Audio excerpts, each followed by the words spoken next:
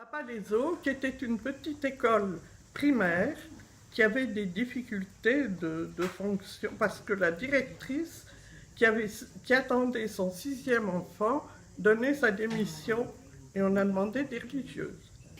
Ce fut passionnant, difficile au début, mais passionnant, avec des méthodes actives, des professeurs engagés jusqu'au bout, passionnés par ce qu'elle faisait, et moi je les suivais.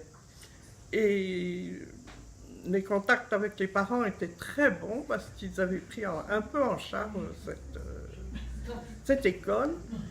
Il y avait 2 classes d'enfants handicapés. C'était nouveau à l'Assomption. Et on a continué après encore dans une autre école où j'ai été aussi, à la Mazou, à Paris. J'ai commencé en même temps que ma vie religieuse, ma vie d'enseignante, puisque l'orientation de la congrégation, c'est l'éducation. Donc quand je dis enseignante, je devrais dire en même temps professeure et éducatrice. J'ai eu à peu près toutes les classes à partir de la 6e en français et latin. J'ai commencé avec les 6e, 5e, 4e, puis 4e, 3e, puis 3e seconde, puis seconde, première, terminale. Et j'ai toujours été absolument passionnée par ce que je faisais. Et voilà que, en 1975, l'année de la béatification de notre fondatrice, c'est ce qui est une étape sur le chemin de la proclamation de sa sainteté, la supérieure générale m'a dit que j'étais envoyée à Rome pour suivre le cours d'archivistique, pour réorganiser les archives, c'est-à-dire tous les documents de la congrégation, qui avait quitté la France pour la Belgique au début du XXe siècle, quand les congrégations religieuses avaient été expulsées de France du fait des lois qui n'étaient pas favorables à l'Église. Pour moi, cette nomination a été un choc parce que j'étais passionnée dans ma vie de professeur. Et je m'imaginais que l'archiviste allait être perdu dans ses papiers. Alors la première question que j'ai posée, c'est « alors je ne vais plus enseigner ?» Et la supérieure générale, avec une logique merveilleuse, m'a répondu « si, parce qu'il n'y a pas grand-chose à faire aux archives. » Or, elle venait de me dire que je devais les réorganiser. Alors j'ai dit quand même « oui, bon, voilà ». Donc aller à Rome, ça c'était quelque chose de très intéressant pour moi. Mais étudier la technique pour le classement des papiers anciens, c'était autre chose. Mais comme j'aimais passionnément l'histoire, cette année de cours à Rome a été une merveille. Je faisais comme les rois mages de l'Épiphanie dans l'Évangile.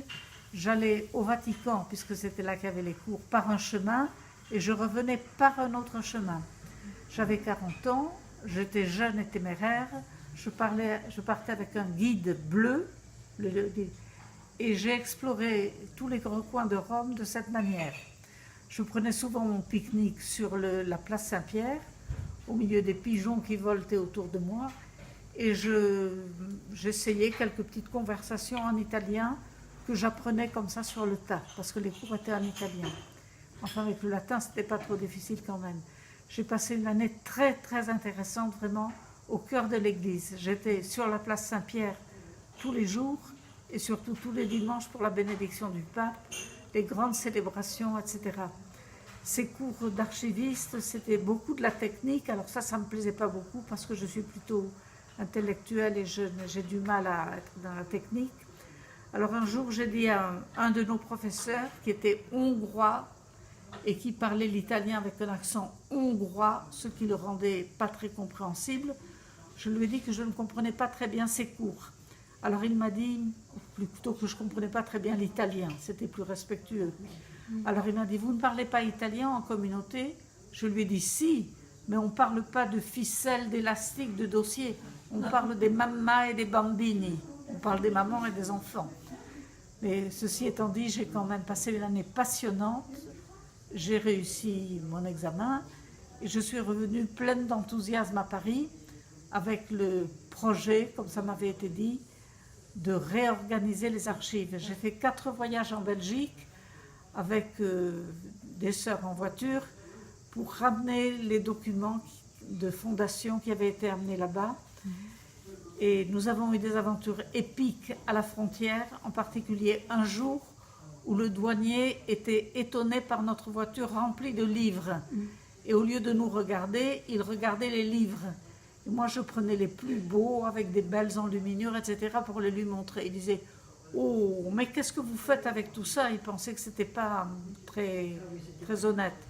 Alors, son voisin, ou son collègue, qui était un peu plus finot, lui a dit, mais tu comprends bien, c'est un déménagement, ces dames déménagent. Et alors, il a écrit notre numéro de voiture au bic vert sur son pouce. Et pendant qu'il nous examinait et qu'il regardait les anciens dossiers, il y a à peu près une vingtaine de voitures qui sont passées et qui peut-être celle-là aurait besoin d'être inspectée. Enfin bon.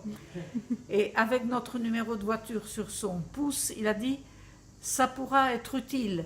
Si on vous arrête un peu plus loin, vous direz que j'ai votre numéro et que je vous ai laissé passer. » Entendu. Bon.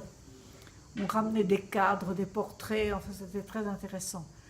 J'ai passé des années passionnantes. Au début, je me disais, pour réorganiser les archives, il me faudra 1 an, 2 ans, 3 ans, 5 ans, 10 ans. Et puis finalement, je me disais, si j'y reste 100 ans, je n'aurai jamais fini. Finalement, j'y suis restée 40 ans.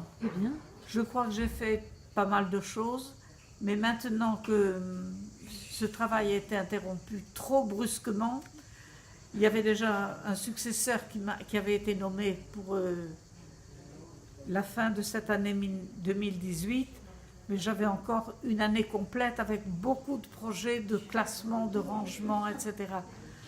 Malheureusement, j'ai dû quitter avec une impression d'inachevé, comme beaucoup de choses que nous faisons dans notre vie. Je n'ai pas fait tout ce que j'aurais voulu, tout ce que j'aurais souhaité. Enfin, je crois que la sœur qui va me succéder est capable de faire vivre tout cela aussi. Ah bon, d'accord. Mais je termine.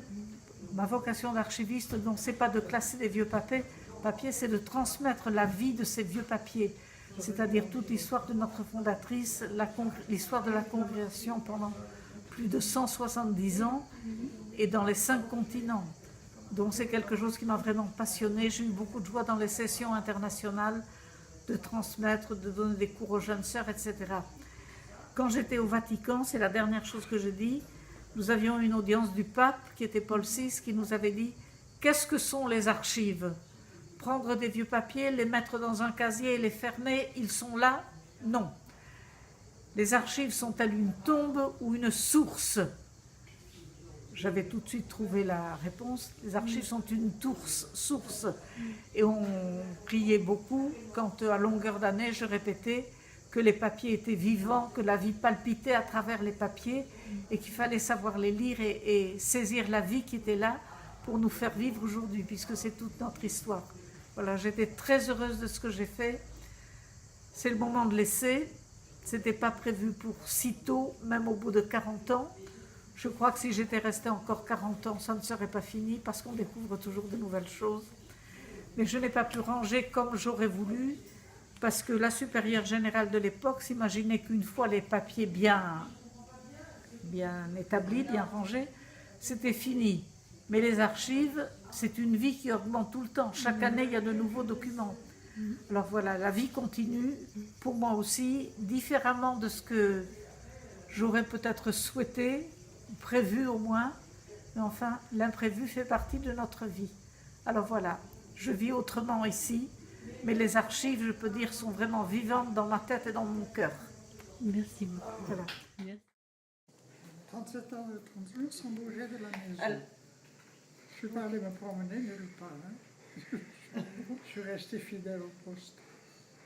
Nous sommes arrivés avec une communauté de 12 pour commencer. Et puis après, petit à petit, la provinciale de l'époque nous avait offert des livres de chant en nous disant: il y en a 20 parce que vous ne serez jamais plus de 20 dans cette communauté. Voilà comme on peut se tromper dans la vie. Bon, je l'ai cru. Et quand j'ai demandé ce que je venais faire, la première proposition qu'elle m'a faite, j'ai fait un saut. horrible, en le refusant. C'est très mal pour une religieuse, mais en fait, c'est parti comme ça. On ne peut pas toujours maîtriser ses réactions. Alors, quand je lui ai demandé, mais qu'est-ce que je vais faire là-bas? Tu verras. Voilà, mon programme depuis que je suis là, c'est tu verras. Alors j'en vois de toutes les couleurs. Ça y est, voilà. Merci. Tout ce que je t'ai dit. Mais là, c'était Encore EHPAD. C'était une EHPAD, c'était pas une EHPAD. Non, non, c'était une EHPAD. Après, c'est devenu une EHPAD. Non, Bon, on n'est pas EHPAD. c'est pas EHPAD. Non. C'est marrant. Nous sommes des résidents autonomes. Président, Bon, voilà. Ils sont comme tu veux. comme ça, je saurais Comme tu quelque veux chose. traduire.